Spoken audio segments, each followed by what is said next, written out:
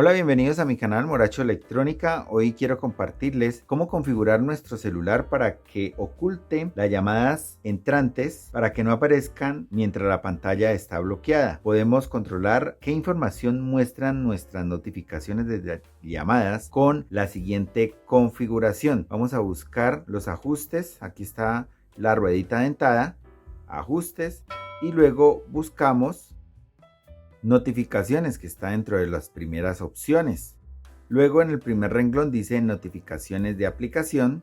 Entramos aquí y nos van a aparecer la notificación encendida o apagada de las diferentes aplicaciones, pero si no aparece aquí teléfono, que es lo que nosotros necesitamos configurar el día de hoy, entonces vamos aquí a los tres punticos de la parte superior derecha y tocamos donde dice mostrar aplicaciones del sistema.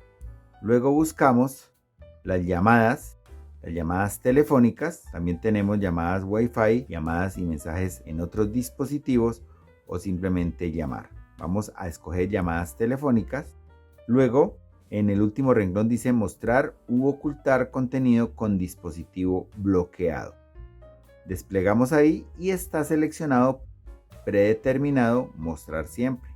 Vamos a escoger ocultar con dispositivo bloqueado. Ya seleccionada esta opción así, si nuestro dispositivo está bloqueado y nos va a entrar una llamada, no se va a ver la información de esta llamada entrante.